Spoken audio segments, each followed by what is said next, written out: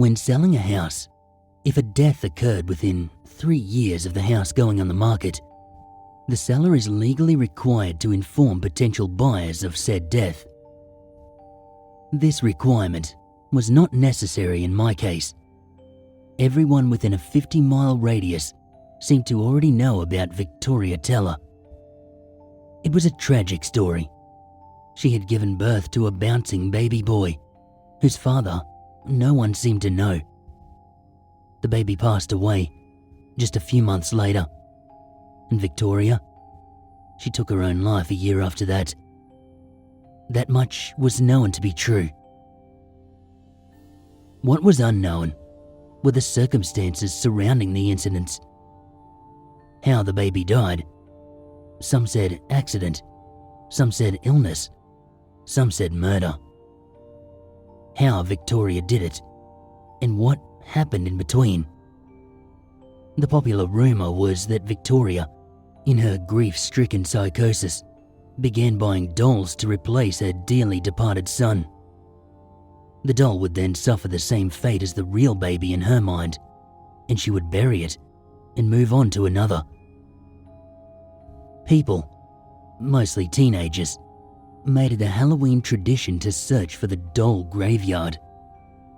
They searched the backyard and the woods behind it, but nothing was found in the 6 years that house was empty.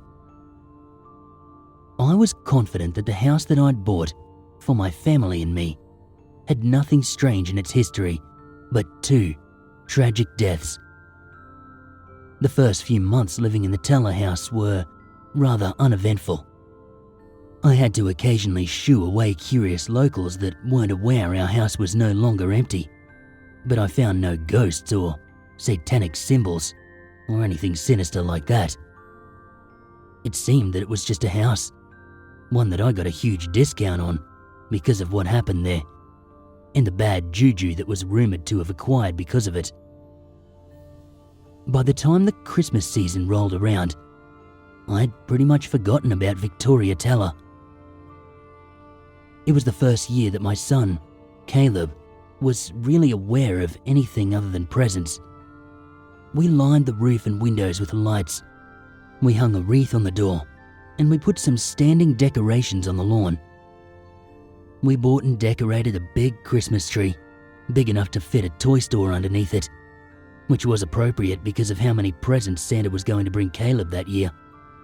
He was getting more excited each day, especially since we had been dropping some pretty big hints that he was getting a puppy.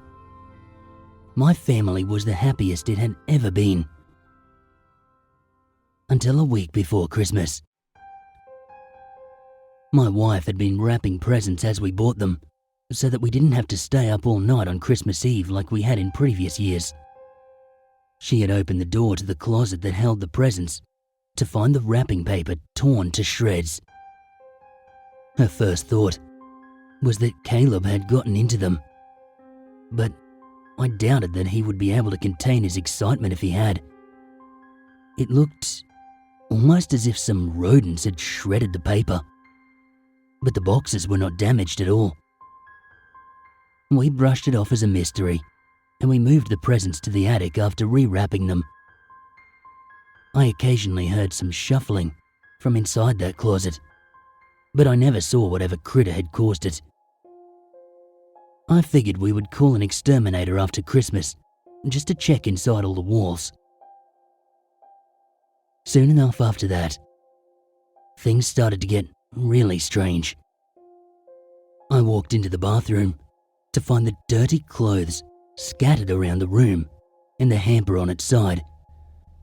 My wife found the refrigerator door hanging open, with food torn up and thrown on the floor. Caleb was distraught one morning when he woke up to find all of the toys that he had carefully placed in his toy box the night before had been thrown all around his room while he slept. All this and the noises in the walls were getting more frequent. We were hearing it everywhere in the house. My superstitious wife was becoming scared that the local urban legend was true, that Victoria Teller still haunted the house.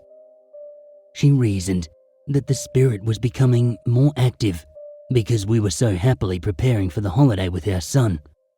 Something she never got to do. Me? I laughed her theory off. I shouldn't have.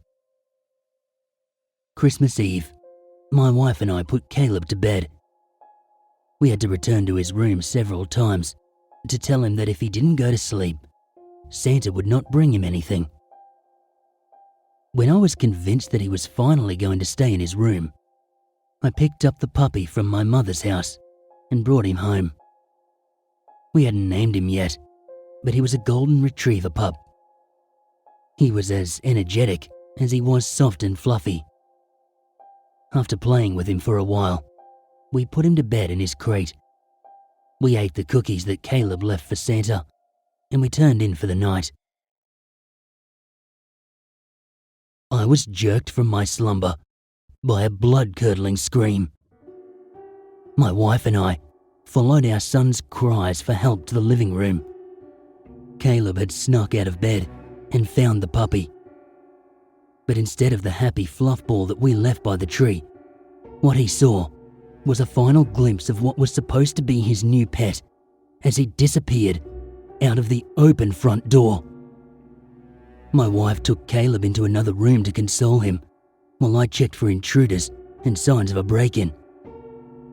I found nothing, so I returned to the living room. We were all just beginning to calm down, well, as much as we could, when I heard a tinkling noise coming from the tree. I turned my head just in time to see a pair of big, blue eyes staring at me from the branches. I jumped to my feet and I backed up a few paces, just as the first doll dropped from the tree. It was followed by 3 others. They were those porcelain dolls, wearing what were probably pretty little dresses at one time. I couldn't tell, because the dresses were covered in dirt and blood. I watched with a mixture of terror and disbelief as all 4 of those dolls rose from the ground and started towards me. The screams of my wife and son snapped me out of my horrified trance. The dolls' heads turned as I ran from the room to find my family. I raced up the stairs to my bedroom, where I found my wife standing up on our bed with Caleb in her arms. Dozens of porcelain dolls, varying in states of damage and filth, were standing on the floor, surrounding the bed. They were making their way toward my loved ones, with their tiny arms stretched out, reaching for the woman and child who were desperately trying to stay away. I started kicking the little demons out of the way as I hurried to the rescue of my wife and kid. I didn't think a bunch of dolls would be so hard to push through, but I was wrong. For every one that I kicked away, 4 more came at me. They grabbed and pulled and thrashed, and I found myself moving away from the bed instead of towards it. After noticing that most of the dolls had directed their attention to me, I yelled for my wife to run. I hoped that I served as enough of a distraction that her and Caleb could get away unharmed. The dolls were still trying to reach them. They were clinging to the sides of the bed, climbing with delicate little hands. My wife jumped off the bed, stumbled, and fell. Caleb's head hit the floor, and the resulting cries caught the attention of many of the dolls I was desperately trying to fight off and keep away. My wife tried to save herself and gather our son before the wave of small monsters got to them, but she was too slow. I watched as the dolls quickly swarmed Caleb. My wife started trying to get them away, but they turned on her when Caleb stopped thrashing. I made my way to them just as my wife stopped fighting. I saw the despair in her eyes as a doll with a chunk of black hair and a grey, tattered dress ripped a chunk from her throat. The creatures moved so fast. There were so many of them. We didn't stand a chance. I don't know how long I stood in my bedroom, watching a horde of dolls ripping apart the two people I loved most in the world, before I realised that I was no longer being attacked.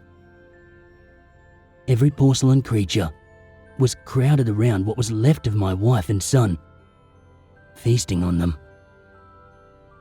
I've regretted what I did next every day since. I ran. I bounded down the steps as fast as my feet would carry me. I reached the front door when I heard a twisted woman's voice coming from upstairs. That's right, my children. Fill those bellies so you can grow big and strong. I shut the door behind me and fell down the steps of the front porch. After vomiting up the cookies I had eaten earlier that night, I turned to look at the house. Peering out of the window, illuminated by the colourful Christmas lights, was a gaunt woman wearing a tattered black dress. She smiled through a veil of stringy hair as a doll climbed up the front of her dress and rested in her arms. And then she closed the curtain.